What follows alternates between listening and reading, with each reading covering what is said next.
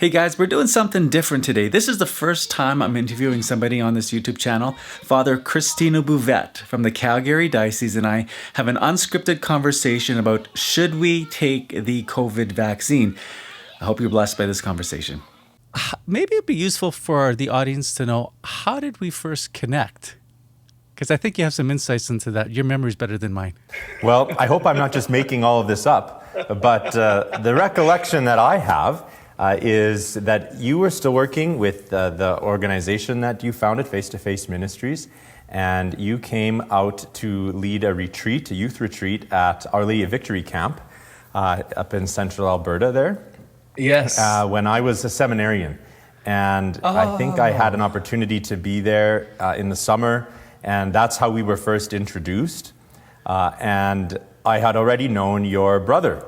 One of your younger brothers, who is a very dear friend of mine, Father Dan Yasinski, at the time also still a seminarian. And so, I think we just really hit it off then. And after that, we invited you back out to Calgary during my internship, where I was serving in a parish, St. Bonaventure Parish, during my pastoral year as a seminarian. This is going all the way back to 2010. And you and Janelle came together, and we had three couples who were newly married and all expecting their first child that helped facilitate a retreat with our young men and young women in the parish youth group. I forgot about that. Yes. And if I recall, our sleeping accommodations, you gave us bunk beds on our first year anniversary. Yes. I remember feeling very embarrassed about that. I remember that now. But if you remember, I bought you a potted plant and put it on one of the bunks as a gift in honor of your anniversary, since you wouldn't be sharing a bed. So our history goes through a lot of different ministry opportunities where we've been trying to just help people grow in relationship with Jesus, grow in love with the church, and grow in a life of holiness. And this is our conversation. Because people, my impression, feel really strained right now regarding COVID and the COVID vaccine. What should I do? How should I respond? And people are looking for answers. And I feel like there's so many different voices out there, so many different opinions. And I thought it would be very valuable for you to share some of your insights and just us kind of ramble on there. So here's the question, and we'll take it from here. Like we said, this is not scripted, but when people come to you and ask you the question, should I take the vaccine? Where's your starting point when answering that question? I tell them that I won't answer that question. Okay. And there's a reason for that. That probably sounds like I'm sidestepping the issue or that I'm not comfortable or prepared. And it has nothing to do with my comfort level or my preparedness to talk on the matter. I have come to discover, especially in the last 3.5, 4 years now, that I am working almost exclusively with university students and young adults, that we are encountering a phenomenon of what I would call a crisis of conscience. And that doesn't mean what it usually means anymore. It used to mean that someone who felt very convicted about their conscience was being forced to contradict it. What I think the crisis of conscience is now is that no one even knows they have one, or they don't know how to access it. And so when someone comes to me on a topic of such significance as you've just brought up, the COVID vaccine, I want to ask them, I want to challenge them to talk through with me where they are at with regard to the formation of their conscience. Because the easy way out is to have someone else tell you what to do. And I think that's a danger in the life of the church right now in general. I'll speak just with regard to practicing Catholics. I think Catholics prefer to just have someone tell them what they're supposed to do, or give them permission to do whatever they want. And that's... Well, it's easier, isn't it? Well, it's easier. Yeah, it's easier because then you don't have to do the hard work of thinking. But we are rational creatures, okay? God created us to set us apart from the rest of his creation. And the way in which he did that was by giving us the capacity to know him. Not to just be subservient to him, not to just fit into the grand scheme of his design, but to actually know him and choose to participate in his will, to choose to participate in his life. And we have to access our consciences then. We can't just be given commands. He gave us the 10 Commandments, and they're pretty broad. And they take a lot of work to apply them every minute of our lives in the here and now. And that's where I prefer to start with people. So that's a long way of saying, I don't just tell them, yes, get the vaccine, or no, don't get the vaccine. Okay, so what are some key questions that maybe you would go to a person with and say, have you considered this, to get them on that track of forming that conscience, as you mentioned? Well, I usually ask someone, what research have you done about the vaccine? And some people come very well informed. They've really looked into it. They've researched different kinds of vaccines, the different companies that are producing. Here I'm speaking specifically of the one on all of our minds, the COVID vaccine. And in other cases, I realized that these people hoped they didn't have to do any research because they're sitting down with Father Cristino. So I trust Father Cristino. Can't you just tell me what to do? And that's why I like to start by asking them, what research have you already done? And generally people ask you because they're concerned. And so then I ask them, well, what are your concerns? What is it that's burdening you? Or why are you just not, without giving it a second thought, already planning to get the vaccine? Obviously, if you're asking, you're struggling with something. So talk a bit about that. Tell me what's going on. Why are you feeling like you're confronted by a difficult decision, as opposed to something that should be as simple as whether you have ham or turkey for your sandwich at lunchtime? Okay, I get that. Form a conscience. God has given us a will and intellect. We need to use it. Is it realistic, however, to expect all people to do the same type of research? I'm thinking of maybe some seniors who just don't have the access or the technological ability to go online and to be able to pull forward that information. And they're sitting there, and many of them maybe on the mailing list will get this, and they're like, what am I to do? Or at least, how do I do that? Because I feel like maybe a younger generation, it's easier. You pick this thing up, you maybe go to the CDF, or maybe you have some other ideas of where a person could go. But is that a fair question to ask? Like,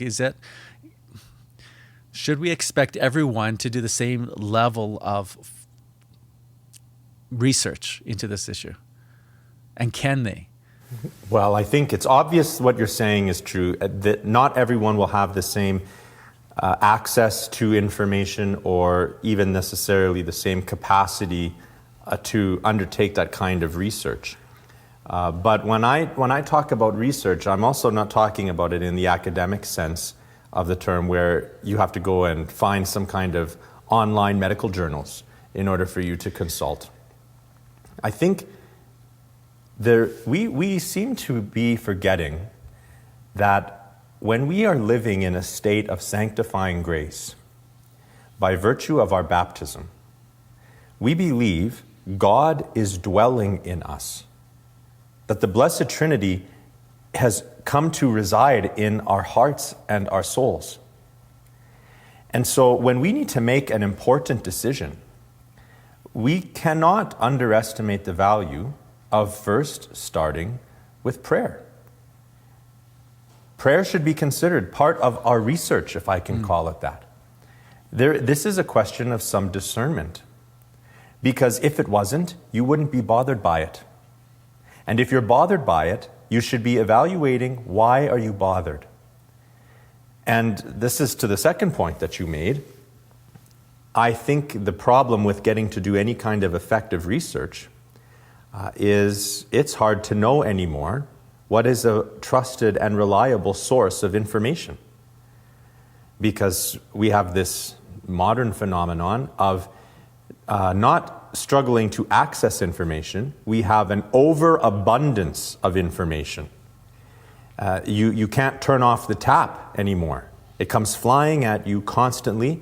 It's at your fingertips, it's on your phone, on your tablet, on the radio, on the TV, on your computer, on your social media feeds. Everywhere you look, you're being bombarded by information.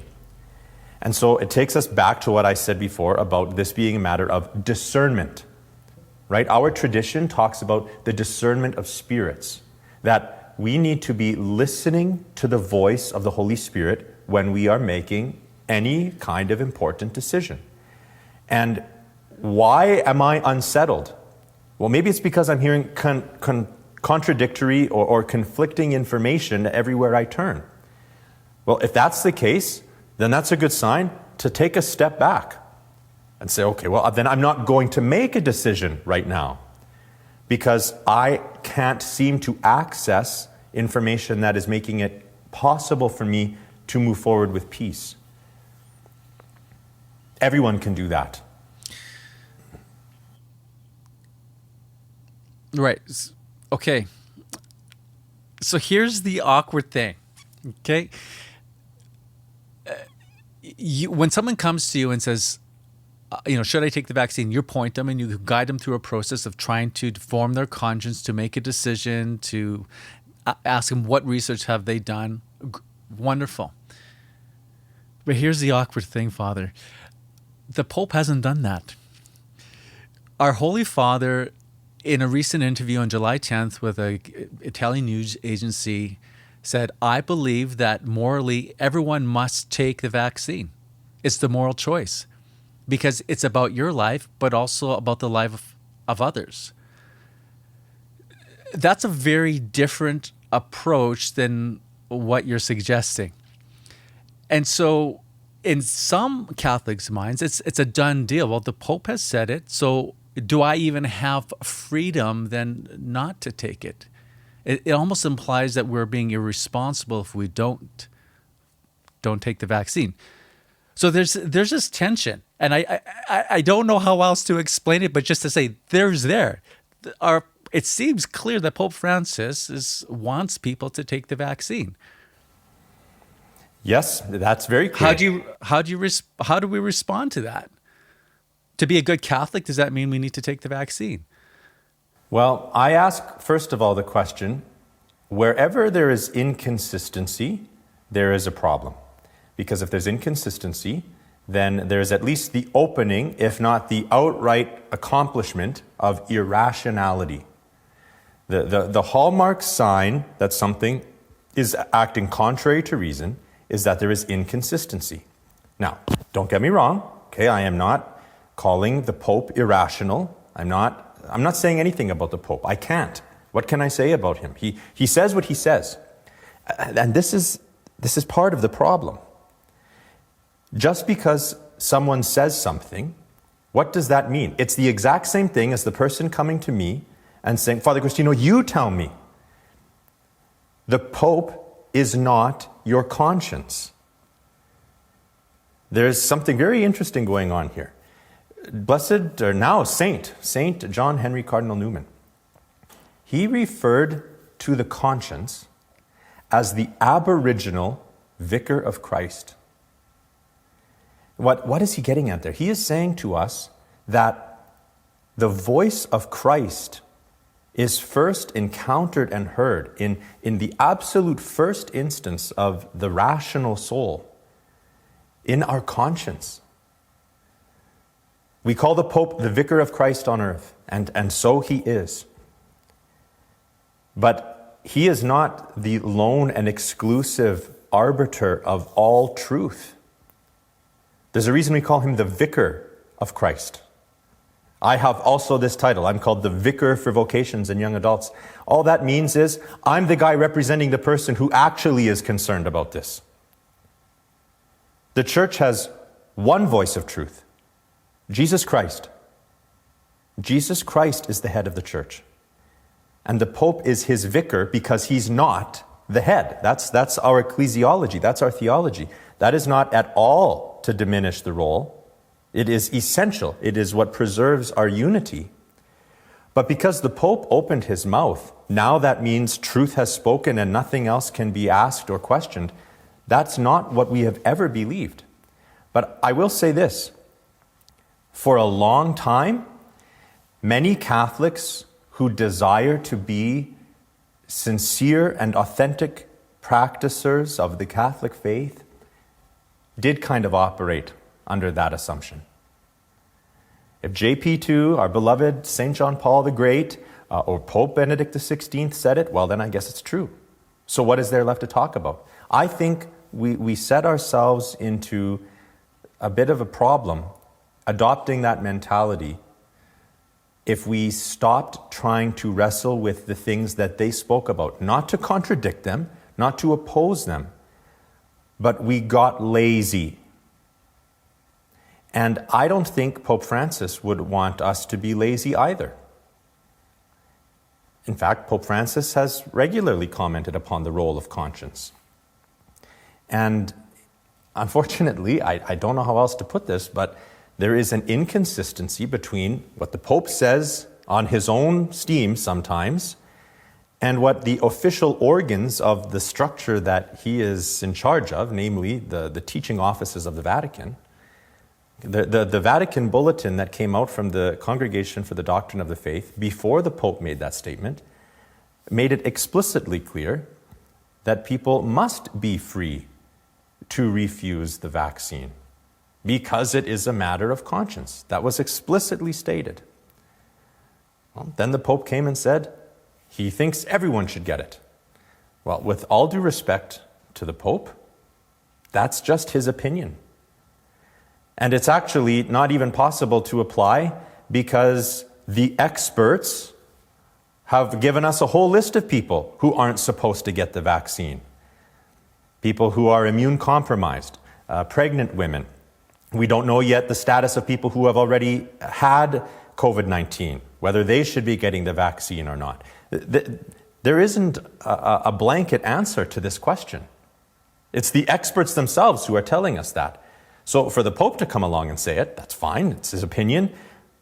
Generally, when we hear Pope Francis, I think we've all learned by now that there is more beneath the surface that will over time become clear than whatever is the thing he just said off of the cuff whenever he said it.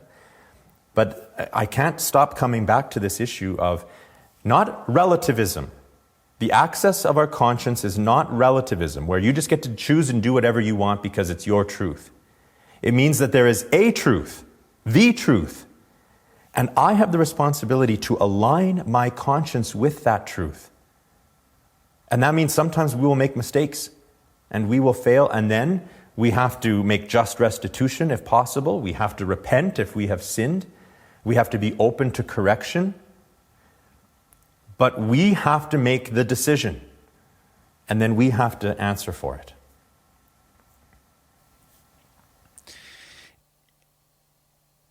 A statement, though, causes confusion, and I try and sometimes, how does a priest respond to that? Because I've seen since the rollout of the vaccine in the United States and then Pope Francis's comments, I've seen my social media feed, just to give you an idea. So my friends is maxed out at 5,000 people. Then it's connected to my like page, which has 55,000 people. So when I'm flipping through the news feed of Facebook, for example, it's populated with stuff from all over.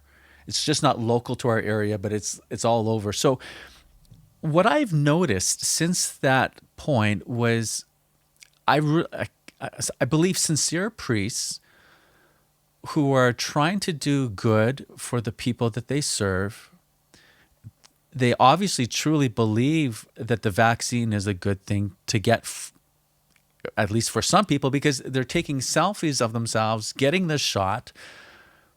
And I'm just when I see that, it just rubs me the wrong way. I'm just wondering if it sends the wrong message as a pastor of a parish. How would you respond to that? Well, I usually don't just respond in one straightforward way.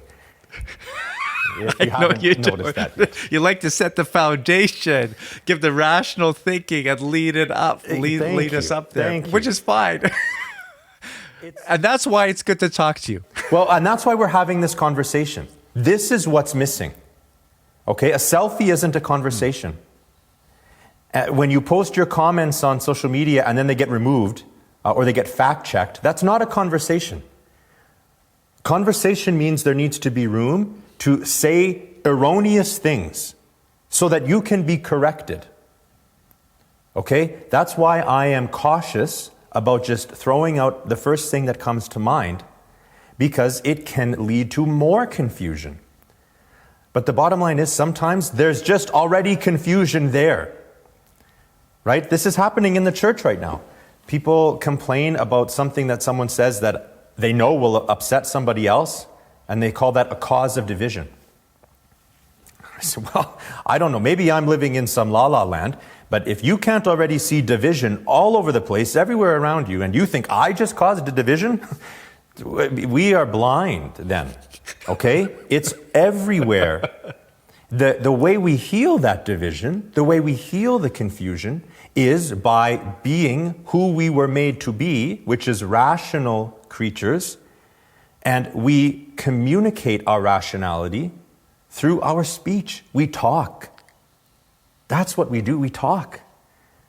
God creates by speaking. He speaks and it comes into being. Let there be light, and there was light. What do we call the second person of the Blessed Trinity? The Word. The Word of God. The Word became flesh. We need to talk. We need to have rational discourse, and that is what is missing. We can't just throw things out by sound bites. We can't just take selfies and have bumper stickers. We are bombarded by slogans. I am sick to death of the slogans that get thrown out, and that become out every email now that ends with "stay safe." What does that mean? We don't even know what we mean. We don't even know what we mean by the things that we say anymore. We say them because, well, that's the slogan that we use now. So this is what needs to happen. And there will be people who will hear me and say, I want him to just be more explicit and say, the vaccine is evil, don't get the vaccine. And there will be other people who will say that priest he's being irresponsible because he's not telling everyone to get the vaccine. And then there will be other people who will say, I don't think this conversation was very helpful at all because he didn't say anything. Well, all of those points need to be brought to the table so that we can talk about it. Not just post a little soundbite on social media about it. And so, as a priest, I have a responsibility. As a shepherd of souls, I have a responsibility to facilitate discussion, to get people talking, to take the contents of their mind out of their mind and from outside of their echo chambers so that we can talk together. And if we don't do that, we will not get anywhere. We will not access the truth. And that's why I am reluctant to, I will not go on social media and say, do this or don't do that. And when some of my brother priests do, I can only hope that what they're doing is manifesting the contents of their conscience. Right? They've resolved the question. That's fine. They resolved it for themselves. But their resolution does not necessarily become your answer. And if there's not room to talk about that, we will not get any further ahead.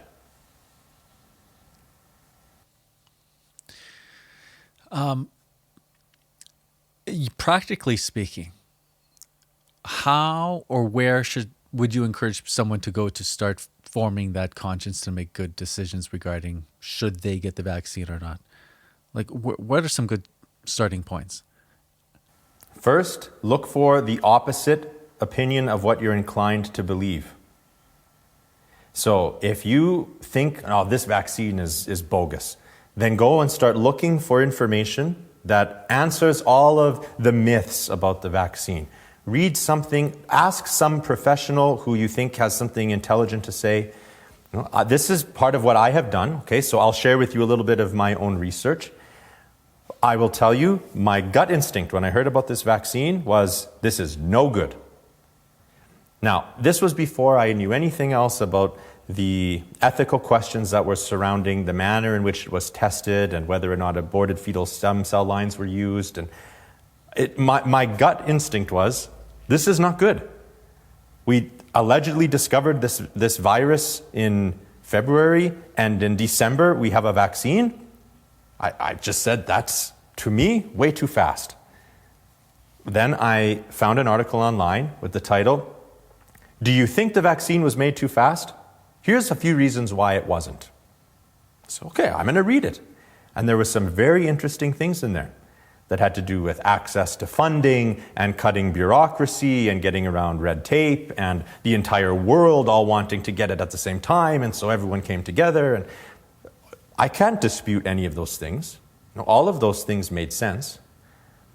Then I started looking for information about testing. How was it experimented with?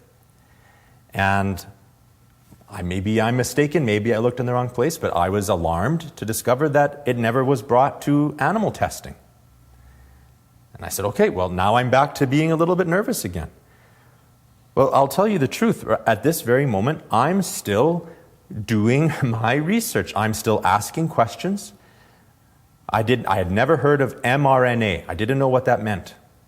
Then I read something about this vaccine is going to go in and change your DNA.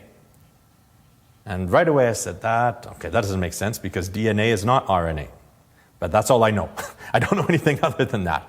So I asked a friend of mine who teaches science and biology at the high school level. She's gone and done a master's degree in further studies with science.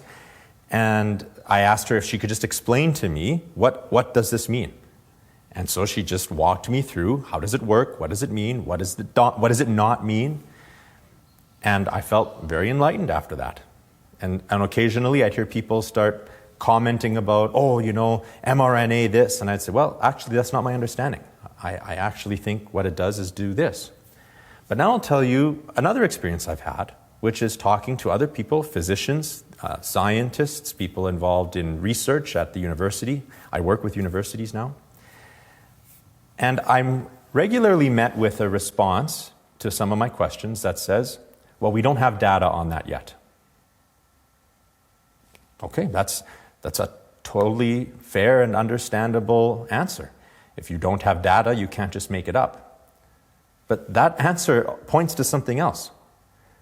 That I have, as uneducated as I am in these matters, thought to ask this question, and the answer to that question is, we can't answer that question right now. Okay, well, if I want to have that question answered before making a decision, well, then I guess that means I have to wait. So this is the kind of process that we should be going through. I don't think that it's just easily resolved because one person, one place said in one article X, and so nothing left to think about. What you see strikes me as really reasonable. But what we see on mainstream media is something different. There seems to be a tremendous urgency to make a decision right now, get herd immunity, vaccinate as many people as possible. And there isn't that let's see how this goes mentality. And I'm wondering if if a person's watching just in media, they feel maybe a little pressured to make a decision really quickly. But you're saying, correct me if I'm wrong, but you're saying it's okay just to slow down a little bit, take some time to think, instead of jumping at the very first opportunity to get the vaccine. Absolutely. That's an appropriate response. I can't comment upon the amount of time, the window of time that we have to get everybody or as many people as possible vaccinated in order to reach herd immunity, I can't comment on those things. But no one has the authority to tell me that I have to make a decision about my body and my health, which as the steward of something that is not mine, but was given to me, my body and my life is a gift to me from God. I am the steward of something that does not belong to me. I have the responsibility to do what I can to take as good of care of it as I can. And so no one can come and tell you, you make this decision right now. They can tell you what are the implications of you taking too long to make the decision, and that's fine. I'm very open to hearing that. But as we have this conversation about how urgently everyone needs to agree right now that they're going to get vaccinated, we don't have any of the vaccinations available. I mean, I'm here in Alberta. There's nothing left. We're waiting. We don't know when it's coming, when we get the next shipment. We don't know how many it's going to be. So yeah, we can all be going off in this frenzy, but there's nothing we can do about it right now anyhow. Mm-hmm. You know, I'm half Italian, if you didn't notice with all of my hand waving. There's an in Italian, I have an aunt who every time I get all excited about something, she says, piano, piano, piano, piano. Slow down. Calm down. And I think we need to just do a little bit of piano, piano, and think, and listen, and ask questions, and have conversations, and not shut someone down because they say something that you think is wrong. If you think it's wrong, correct them. Explain to them where you think they've gone wrong. Or, even worse, let them finish talking and listen, and then ask yourself whether you might have it right or wrong before you jump in to have the debate. That's where I think we just don't seem to have enough of that. And the mainstream media doesn't help because they control the airwaves. So here's what you're going to hear tonight. And it's true and you can't prove us wrong. Well, how do you argue with that? Okay, we are going to wrap this up here. Any final comments that you want to share with people? Any holes that you feel like you want to fill in? Or are we good to close it up? All I'll say is trust your gut. Trust your gut. If the conscience is, as St. John Henry Newman called it, the aboriginal vicar of Christ, if you are accessing the sacraments, if you are praying, then the Blessed Trinity is dwelling in you and is speaking to you. And just because you arrive at a different conclusion than someone else doesn't necessarily mean that you're wrong. It doesn't mean that you're right. All we can do is go through this life trying our best. The desire to please God already pleases Him. And that is what I'd like to hear. I'd like to hear the church talking about pleasing God. The decisions that we make, do they please God? That should be our first priority. Beautiful. Father Cristino, it's a pleasure to have you here with us today. Will you do this again? I would love to. Great. Friends, thank you so much for watching today. If you feel blessed by this message, please share it with other people. We are so glad that you tuned in for this special episode of Catholic Minute. God bless you. Thank you so much, friends, for watching this video. Remember to hit that subscribe button and bell so that YouTube has to notify you of our next video. And share this video on Facebook. Let's spread the good news of our Catholic faith. And thank you so much to our Patreon members who have allowed us to make these videos possible. You guys are amazing.